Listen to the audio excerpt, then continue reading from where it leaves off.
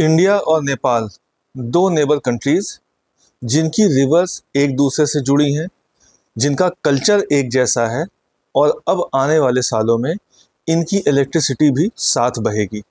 2 नवंबर 2025 new Delhi में हुआ एक ऐतिहासिक पल जब इंडिया और नेपाल ने मिलकर एनर्जी सेक्टर के डायरेक्शन में एक नया चैप्टर लिखा। एक ऐसा चैप्टर जो सिर्फ बिजली के तारों से नहीं बल्कि दो देशों की आत्मनिर्भरता और साझेदारी के तारों से बुना गया है।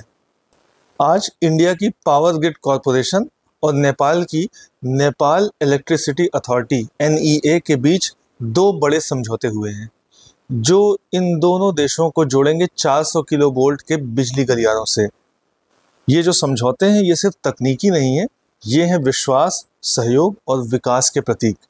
जहां कभी सीमाएं दूरी बनाती थीं, अब वही सीमाएं ऊर्जा और समृद्धि के पुल बनाएंगी।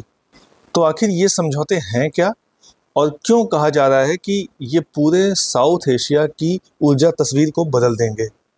तो पहला जो समझौता है वो है इनरुवा नेपाल से new Purnea India 400 kilovolt transmission line. Inaruwa Nepal के पूर्वी हिस्से में स्थित है।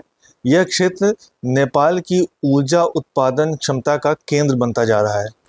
वहीं पर न्यू पूर्णिया जो कि बिहार में है, एक प्रमुख बिजली हब है जहां से बिजली देश के पूर्वोत्तर और उत्तरी राज्यों में पहुंचाई जाती है। अब इन दोनों को जोड़ने वाली यह 400 किलोमीटर की ट्रांसमिशन लाइन दोनों देशों के बीच बिजली के मुफ्त प्रवाह को संभव बनाएगी।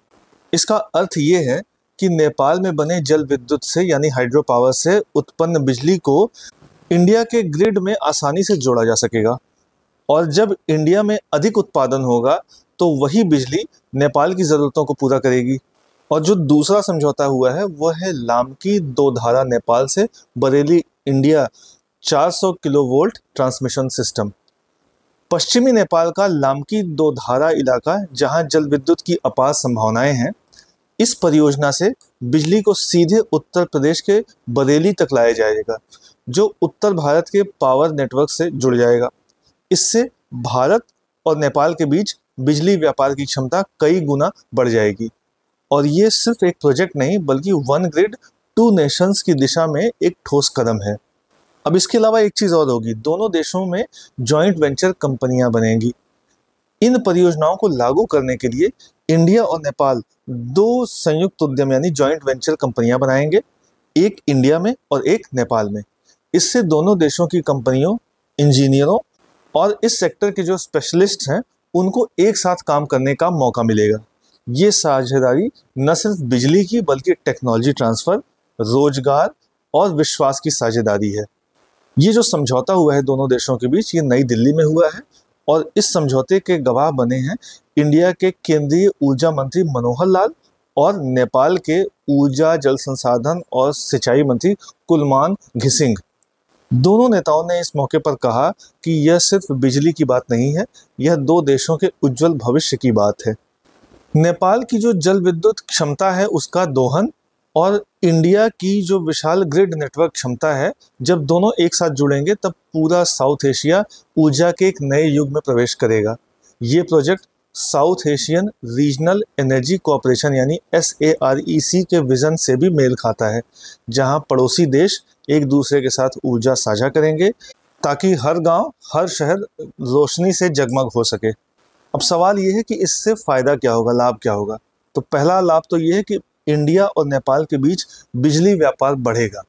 दूसरा जो लाभ होगा वो ये होगा कि ग्रिड स्थिरता और बिजली आपूर्ति की विश्वसनीयता में सुधार होगा।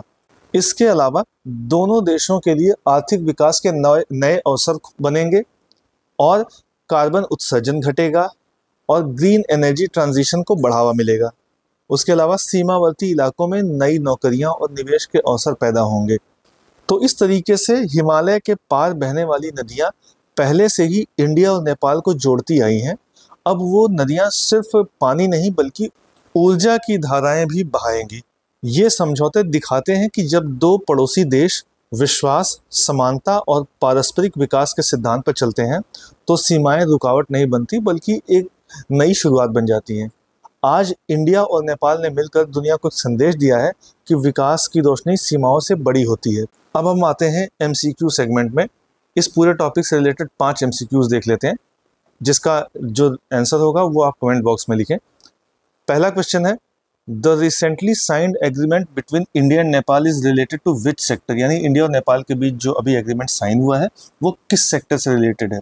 Option A defence cooperation, option B water resource management, option C energy and power transmission cooperation, या फिर ऑप्शन डी बॉर्डर सिक्योरिटी। इसका जो भी करेक्ट आंसर है आप कमेंट बॉक्स में बताएं।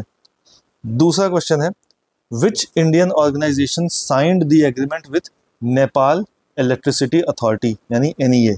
इंडिया के किस ऑर्गेनाइजेशन ने ये एग्रीमेंट साइन किया है? नेपाल की तरफ से तो नेपाल इलेक्ट्रिसिटी अथॉरिटी था, इंडिया की तरफ से कौन है?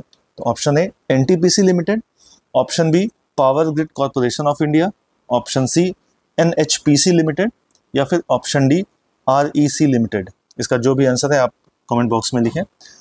तीसरा क्वेश्चन है, what is the voltage capacity of the Inaruwa Nepal new Purnea India transmission line?